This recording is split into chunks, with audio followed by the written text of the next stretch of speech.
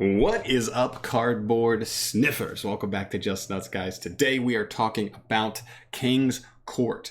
We don't have any reveals here, and that's honestly one of the things I'm really excited about and just want to talk about. I legitimately, at this point, think that King's Court is a best set of the year candidate with no reveals. I think just with like the setup and what we've seen from sets so far, I really do think it has a chance. Now maybe it's a long shot. I don't know. We still have Megatins, and of course, a lot of people are gonna love the Megatins, especially the budget players. I am one myself, and so yeah, like I legitimately think this deck has such a crazy chance to be the best set of the year, and we'll talk about that today. So this is the official Konami website, their product section talking about it. A couple weeks ago, they gave out some information on King's Court, which honestly like went under the radar, but I'm still really excited for it. Obviously, you have the revitalization of the 3 Musketeer face cards, so we're going to have 3 new versions of King's Knight, Queen's Knight, and Jack's Knight, of course. We're also getting a new Joker's Knight that Konami compares to Magician's Souls. Listen, Konami's not going to hype up, like, not going to not hype up their own products, right? So obviously they need to hype it up, but Magician's Souls is a hell of a comparison. If this card is actually on that level, crazy. I'm excited to see what it does. Also, you have a new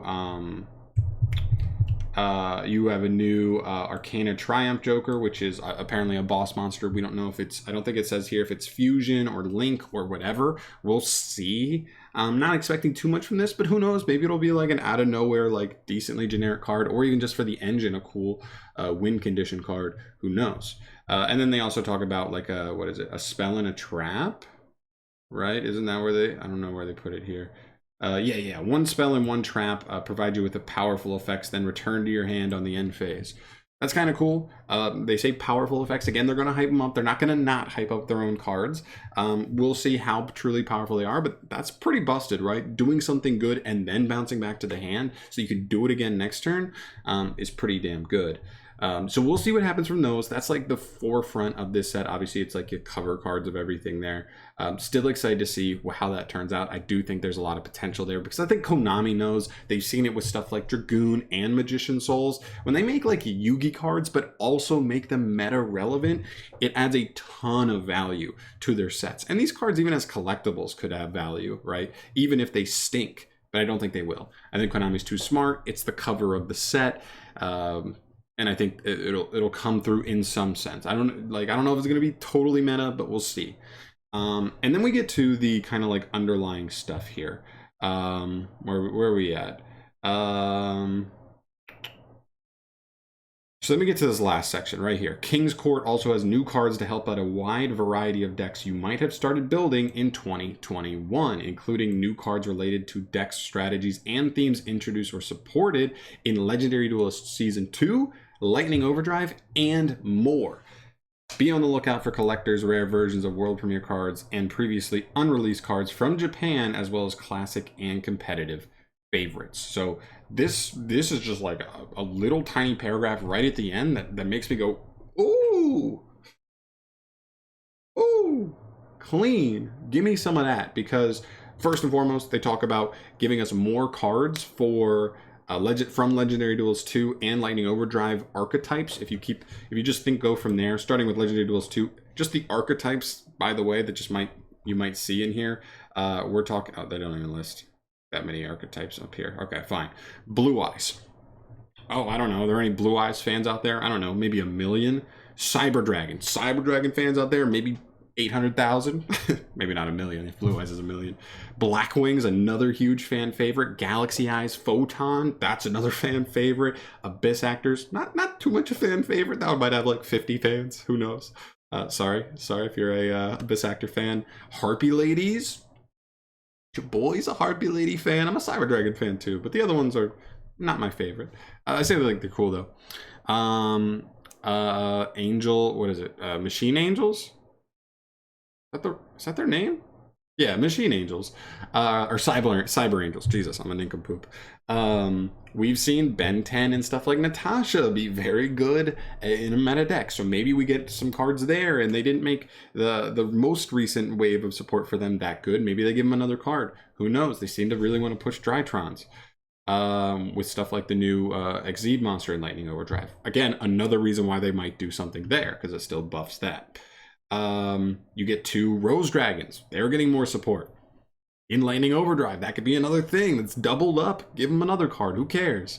And then you have like Luna Light and I think Trains finishing up. A lot of like a low key like love deck is Trains. We also have Earth Machines performing pretty well in the Rogue scene. That could be something really cool. And of course Luna Lights.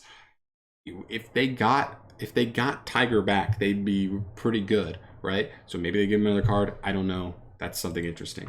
And then you get to Lightning Overdrive. Specifically in Lightning Overdrive, I'm interested about Amazement, right? Amazement's this engine that I'm very hyped about, but I do think it's like one more good trap away from being like a legitimately like engine, you know? Because like right now they only have one legitimately good disruptive trap. They have another one that can like pop back row or search another Amazement card, which is fine. But like I'd rather be able to play like 2 disruptive cards. That way if I draw one, I can use that to disrupt my opponent. And then I can use the other one to get off of your boss monster Arlecchino to get another disruption. Because they're hard ones to return, so you can't use the same one twice, unfortunately. Which is kind of tough, but makes sense. And then when you go down and look at this list, man, this set has so much awesome support for so many awesome archetypes, right? Adignisters become immediately a meta-relevant deck out of this set. Boujins get some cool support. That'd be cool. Chaos, apparently? What Chaos cards? Whatever. Charmer have support in here. Dogmatica. We don't need any more Dogmatica cards. Drytrons. Evil Twins. Familiar Possessed. Guardian. What the hell is it? Whatever. Let's keep moving. Live Twin. Magistus are in here. Could get another Magistus card. That'd be cool. Plunder Patrol would be very cool. You have like Zexal stuff in here. That could be something. Obviously the Rose Dragons we said earlier. S-Force. Scraps. Springans. Springans another big one because it says, they say and more, right? They say and more. So that could maybe talk about Blazing Vortex came out earlier this year. Springans was a new card in a new archetype in 2021. Same thing with S-Force. Those could be, you know, forefront options. Even stuff like Starry Nights and Sun Avalon, right? They came out, at least to the TCG, and this is a TCG exclusive set, so keep that in mind. Those are 20 with 21 new archetypes that, you know, they might want to throw in some cards in here. Keep in mind, this is only a 62 card set, so I don't expect anything crazy. You have at least 7 cards already confirmed for like the 3 Musketeers. So you've got 55 cards elsewhere. We're going to have classic and competitive favorites in here. So some reprints. Hopefully there are some good competitive reprints for some cards that need to go down. Please, fingers crossed.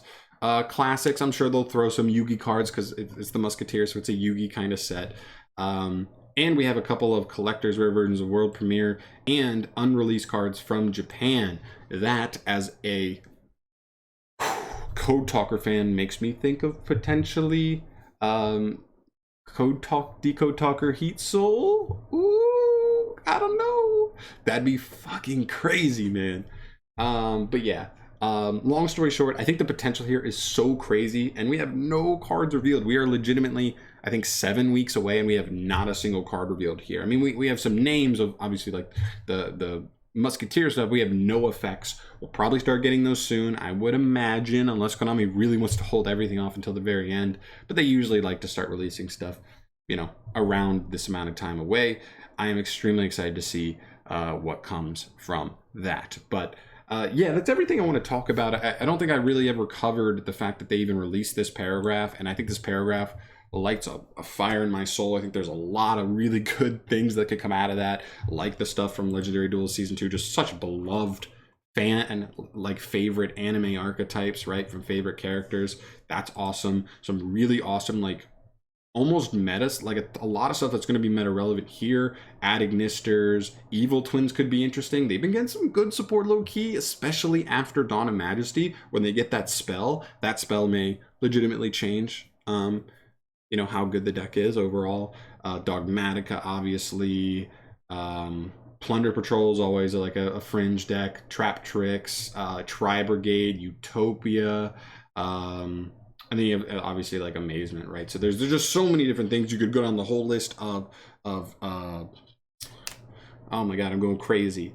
of Blazing Vortex as well. That's another set that came out in 2021. I mentioned that earlier, and they just said and more. That could literally put any set from 2021 on the table that we've already gotten for, you know, potentially like where they could pull, like find more support for. I don't know. I'm super excited. I just wanted to cover this. I want to just do a discussion video because I want to get us talking about it. I legitimately think this set does have a chance to be set of the year. We will see though. Let me know in the comment section what you think. What, like, just generic thoughts about this set. What do you want to see? What do you think we're going to see? How good do you think this set can be and will be? I just want to hear what you guys think, because that would be dope. Also, Magician Souls just straight up reprint would be very, very welcome. Very welcome. But yeah, I'm gonna get the hell out of here, guys. Thank you so much for watching. As always, subscribe to the channel if you want to see more dumb discussion videos like this from me, and I will see you in the next one. Goodbye.